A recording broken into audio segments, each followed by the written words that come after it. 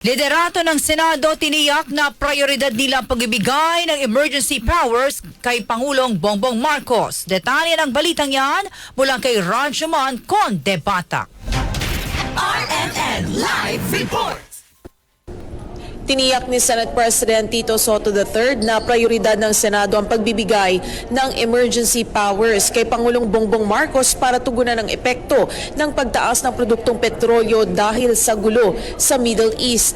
Ay kay Soto ngayong araw ay inaasang matatanggap niya ang request o hiling mula sa Malacanang para sa paggawad ng emergency powers kay PBBM. Agad din niyang isusumite sa mga kaukulang komite sa Senado ang proposal at kakausapin niya ang chairman ng Committee on Ways and Means, Finance at Energy. Tulad sa ibang panukalang batas, dadaan muna anya ang panukalang emergency powers sa mga pagdinig maliban na lamang kung idedeklara ito para madaliing ipasa. Iginit pa ni Soto na kung pipilitin naman ay kakayanin na maipasa ang panukalang emergency powers para kay Pangulong Marcos kahit pa 2 linggo na lamang ay magse-session break na ang Kongreso. Kaya naman yan.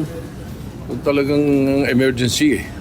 Kaya yan. Pero may Napipilit request natin na ba, SP?